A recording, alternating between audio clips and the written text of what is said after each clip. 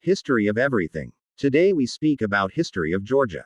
The oldest traces of archaic humans in what is now Georgia date from approximately 1.8 million years ago in the form of the Dmanisi hominins, a subspecies of Homo erectus representing the oldest known fossils of hominins in Eurasia.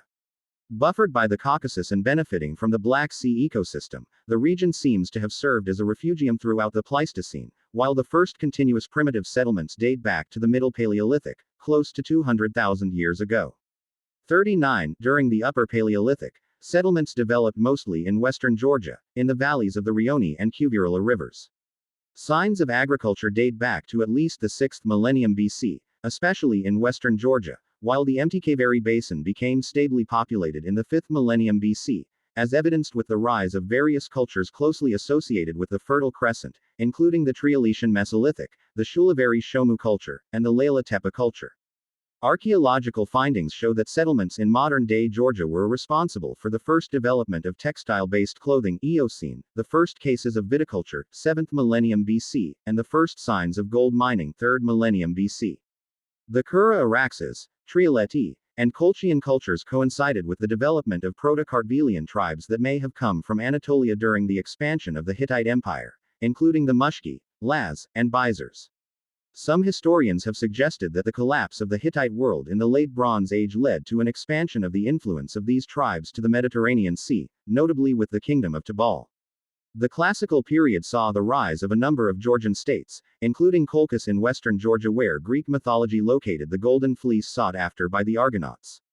Archaeological evidence points to a wealthy kingdom in Colchis as early as the 14th century BC and an extensive trade network with Greek colonies on the eastern Black Sea shore, such as Dioscurias and Phasis, though the entire region would be annexed first by Pontus and then by the Roman Republic in the 1st century BC. Eastern Georgia remained a decentralized mosaic of various clans ruled by individual Mamasakli until the 4th century BC when it was conquered by Alexander the Great, eventually leading to the creation of the Kingdom of Iberia under the protectorate of the Seleucid Empire, an early example of advanced state organization under one king and an aristocratic hierarchy. 48. Various wars with the Roman Empire, Parthia, and Armenia made Iberia regularly change its allegiance, though it remained a Roman client state for most of its history. In 337, King Mirian III adopted Christianity as the state religion of Iberia, beginning the Christianization of the Western Caucasus region and solidly anchoring it in Rome's sphere of influence by abandoning the ancient Georgian polytheistic religion heavily influenced by Zoroastrianism. However, the Peace of Asalaisan in 384 formalized the Sasanian control over the entire Caucasus, though Christian rulers of Iberia sought to rebel at times, leading to devastating wars in the 5th-6th centuries, most famously under the rule of King Vakhtang Gorgasali, who expanded Iberia to its largest historical extent by capturing all of western Georgia and building a new capital in Tbilisi. In 580, the Sasanian Empire abolished the Kingdom of Iberia, leading to the disintegration of its constituent territories into various feudal regions by the early Middle Ages. The Roman-Persian Wars plunged the region into chaos, with both Persia and Constantinople supporting various warring factions in the Caucasus. However, the Byzantine Empire was able to establish control over Georgian territories by the end of the 6th century, ruling Iberia indirectly through a local choroplates. In 645, the Arabs invaded southeastern Georgia, starting an extended period of Muslim domination in the region and leading to the establishment of several feudal states seeking independence from each other, such as the Emirate of Tbilisi and the Principality of Kakheti. Western Georgia remained mostly a Byzantine protectorate, especially following the Lazark War. The lack of a central government in Georgia allowed the rise of the Bagrationi dynasty in the early 9th century. Consolidating lands in the southwestern region of Dau-Klergeti, Prince Ashot I, 813–830, used infighting between Arab governors to expand his influence to Iberia and was recognized as presiding prince of Iberia by both the Abbasid Caliphate and the Byzantine Empire. Though Ashot's descendants formed competing princely lines, Adarnase IV managed to unify most Georgian lands, except for Kakheti and Abkhazia, and was crowned king of the Iberians in 888, restoring the monarchy abolished 3 centuries prior. In western Georgia, the Kingdom of Abkhazia benefited from the weakening of Byzantium in the region to unify various tribes and become one of the most powerful states of the Caucasus in the 8th century.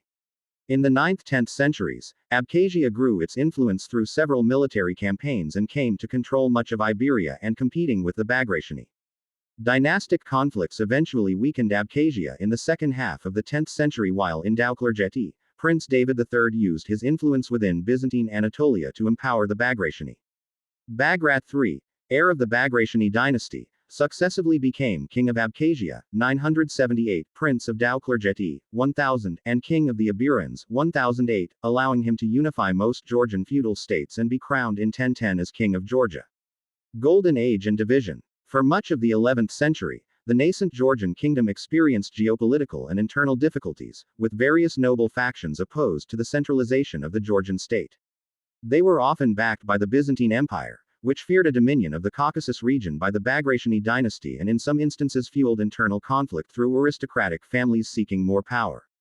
However, ties between Byzantium and Georgia were normalized when the two countries faced a new common enemy, the rising Seljuk Empire in the 1060s. Following the decisive Byzantine defeat at the Battle of Manzikert in 1071, Constantinople started to retreat from eastern Anatolia and entrusted Georgia with its administration, placing Georgia at the forefront of Turkish in the 1080s. The Kingdom of Georgia reached its zenith in the 12th to early 13th centuries. This period during the reigns of David IV r. 1089–1125, and his great-granddaughter Tamar r. 1184–1213 has been widely termed as the Georgian Golden Age.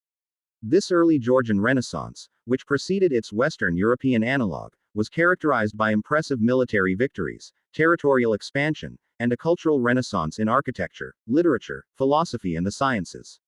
The Golden Age of Georgia left a legacy of great cathedrals, romantic poetry and literature, and the epic poem The Knight in the Panther's Skin, considered a national epic.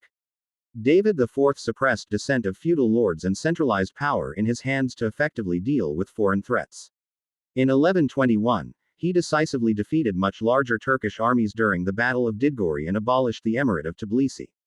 The 29-year reign of Tamar, the first female ruler of Georgia, is considered the most successful in Georgian history.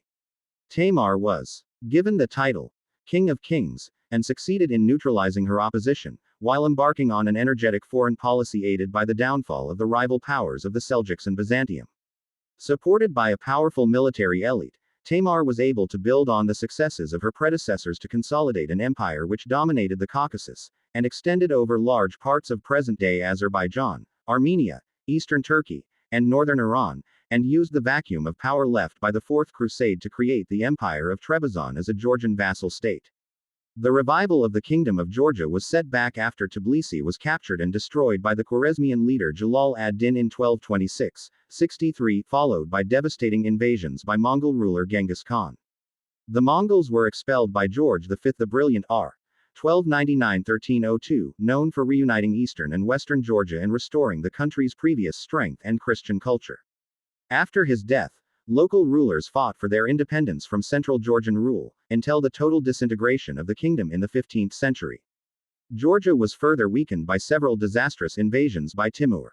Invasions continued, giving the kingdom no time for restoration, with both Kara Koyunlu and Aq Koyunlu Turkomans constantly raiding its southern provinces. The Kingdom of Georgia collapsed into anarchy by 1466 and fragmented into 3 independent kingdoms and 5 semi-independent principalities. Neighboring large empires subsequently exploited the internal division of the weakened country, and beginning in the 16th century, various Ottoman and Iranian forces subjugated western and eastern regions of Georgia, respectively. This pushed local Georgian rulers to seek closer ties with Russia.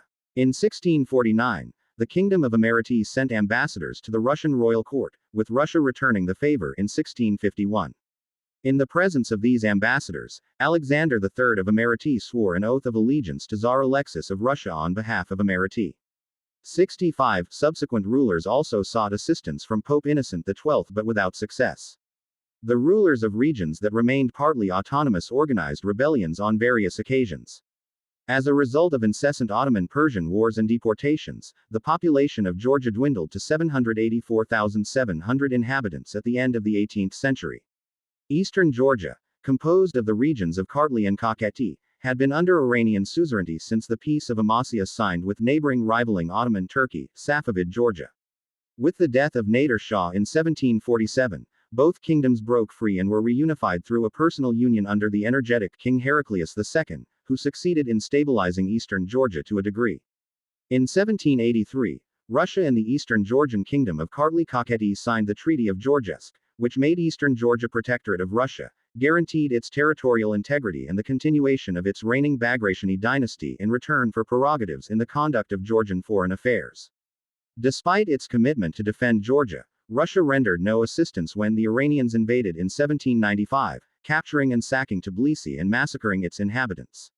Although Russia initiated a punitive campaign against Persia in 1796, the Russian imperial authorities subsequently violated key promises of the Georgesk Treaty and in 1801 proceeded to annex eastern Georgia, while abolishing the Georgian royal Bagrationi dynasty, as well as the autocephaly of the Georgian Orthodox Church.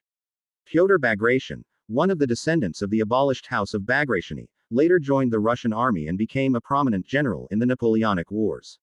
On the 22nd of December 1800, Tsar Paul I of Russia, at the alleged request of the Georgian King George XII, signed the proclamation on the incorporation of Georgia, Kartli-Kakheti, within the Russian Empire, which was finalized by a decree on 8 January 1801, and confirmed by Tsar Alexander I on 12 September 1801. The Bagrationi royal family was deported from the kingdom. The Georgian envoy in St. Petersburg reacted with a note of protest that was presented to the Russian Vice-Chancellor Prince Kurakin. In May 1801, under the oversight of General Karl Heinrich von Knoring, Imperial Russia transferred power in eastern Georgia to the government headed by General Ivan Petrovich Lazarev. The Georgian nobility did not accept the decree until 12 April 1802, when Knoring assembled the nobility at the Sioni Cathedral and forced them to take an oath on the imperial crown of Russia. Those who disagreed were temporarily arrested. In the summer of 1805, Russian troops on the Askarani River near Zagum defeated the Iranian army during the 1804-13 Russo-Persian War and saved Tbilisi from reconquest now that it was officially part of the imperial territories. Russian suzerainty over eastern Georgia was officially finalized with Iran in 1813 following the Treaty of Gulistan. Following the annexation of eastern Georgia, the western Georgian kingdom of Imereti was annexed by Tsar Alexander I. The last Emeretian king and the last Georgian Bagrationi ruler, Solomon II, died in exile in 1815, after attempts to rally people against Russia and to enlist foreign support against the latter had been in vain. From 1803 to 1878, as a result of numerous Russian wars now against Ottoman Turkey, several of Georgia's previously lost territories, such as Ajara, were recovered, and also incorporated into the empire. The Principality of Guria was abolished and incorporated into the empire in 1829, while Svaneti was gradually annexed in 1858. Mingrelia, although a Russian protectorate since 1803, was not absorbed until 1867. Russian rule offered the Georgians security from external threats, but it was also often heavy-handed and insensitive. By the late 19th century, discontent with the Russian authorities grew into a national revival movement led by Ilya Shevardnadze. This period also brought social and economic change to Georgia, with new social classes emerging. The emancipation of the serfs freed many peasants but did little to alleviate their poverty. The growth of capitalism created an urban working class in Georgia. Both peasants and workers found expression for their discontent through revolts and strikes, culminating in the Revolution of 1905. Their cause was championed by the socialist Mensheviks, who became the dominant political force in Georgia in the final years of Russian rule. After the Russian Revolution of 1917, the Transcaucasian Democratic Federative Republic was established with Nikolai Chkheidze acting as its president. The federation consisted of three nations: Georgia, Armenia, and Azerbaijan. As the Ottomans advanced into the Caucasian territories of the crumbling Russian Empire, Georgia declared independence on 26 May 1918. The Menshevik Social Democratic Party of Georgia won the parliamentary election and its leader, Noe Zerdania, became prime minister. Despite the Soviet takeover, Zerdania was recognized as the legitimate head of the Georgian government by France, UK, Belgium, and Poland through the 1930s. The 1918 Georgian-Armenian War, which erupted over parts of disputed provinces between Armenia and Georgia populated mostly by Armenians, ended because of British intervention. In 1918-1919, Georgian General Georgy Mazniashvili led an attack against the White Army led by Moiseev and Denikin in order to claim the Black Sea coastline from Tuapse to Sochi and Adler IV. The independent Georgia. In 1920, Soviet Russia recognized Georgia's independence with the Treaty of Moscow. But the recognition proved to be of little value, as the Red Army invaded Georgia in 1921 and formally annexed it into the Soviet Union in 1922. Soviet Socialist Republic. In February 1921, during the Russian Civil War, the Red Army advanced into Georgia and brought the local Bolsheviks to power. The Georgian army was defeated and the Social Democratic government fled the country. On the 25th of February 1921, the Red Army entered Tbilisi and established a government of workers and peasants Soviets with Filip Makaradze as acting head of state. Georgia was incorporated into what would soon become the Soviet Union. Soviet rule was firmly established only after local insurrections were defeated. 86 Georgia would remain an unindustrialized periphery of the USSR until the first five-year plan when it became a major center for textile goods. Joseph Stalin, an ethnic Georgian, was prominent among the Bolsheviks. Stalin was to rise to the highest position, leading the Soviet Union from 1924 until his death on 5 March 1953. In June 1941, Germany invaded the Soviet Union on an immediate course towards Caucasian oil fields and munitions factories. They never reached Georgia, however, and almost 700,000 Georgians fought in the Red Army to repel the invaders and advance towards Berlin. Of them, an estimated 350,000 were killed. 88. After Stalin's death, Nikita Khrushchev became the leader of the Soviet Union and implemented a policy of de-Stalinization. Khrushchev's purges were met with riots, which had to be dispersed by military force. This violent turn of events that compromised Georgian loyalty to the Soviet Union, contributing to the nation's consolidation. 1978 Georgian demonstrations saw the return of mass anti-Soviet protests, but this time government backed down. Throughout the remainder of the Soviet period, Georgia's economy continued to grow and experience significant improvement, though it increasingly exhibited blatant corruption and alienation of the government from the people. With the beginning of perestroika in 1986, the Georgian Soviet leadership proved so incapable of handling the changes that most Georgians, including rank-and-file communists, concluded that the only way forward was a break from the existing Soviet system. After restoration of independence, on 9 April 1991, shortly before the collapse of the Soviet Union, the Supreme Council of Georgia declared independence after a referendum held on 31 March. Georgia was the first non-Baltic republic of the Soviet Union to officially declare independence. In August 1991, Romania became the first country to recognize Georgia. On 26 May, Zviad Gamsakhurdia was elected as the first president of independent Georgia. Gamsakhurdia stoked Georgian nationalism and vowed to assert Tbilisi's authority over regions such as Abkhazia and South Ossetia that had been classified as autonomous within the Georgian SSR. He was soon deposed in a bloody coup d'état, from the 22nd of December 1991 to the 6th of January 1992. The coup was instigated by part of the National Guards and a paramilitary organization called Makedrioni, Horsemen. The country then became embroiled in a bitter civil war, which lasted until 1994. Simmering disputes within two regions of Georgia, Abkhazia and South Ossetia, between local separatists and the majority Georgian populations, erupted into widespread inter-ethnic violence and wars. Supported by Russia, Abkhazia and South Ossetia achieved de facto independence from Georgia, with Georgia retaining control only in small areas of the disputed territories. Eduard Shevardnadze, Soviet Minister of Foreign Affairs from 1985 to 1991, returned to Georgia in 1992 and was elected as head of state in that year's elections, and as president in 1995. During the war in Abkhazia, 1992-1993, roughly 230,000 to 250,000 Georgians were expelled from Abkhazia by Abkhaz separatists and North Caucasian volunteers, including Chechens. Around 23,000 Georgians fled South Ossetia while 100,000 Ossetians fled Georgia. Thank you for listening, friends. Keep support.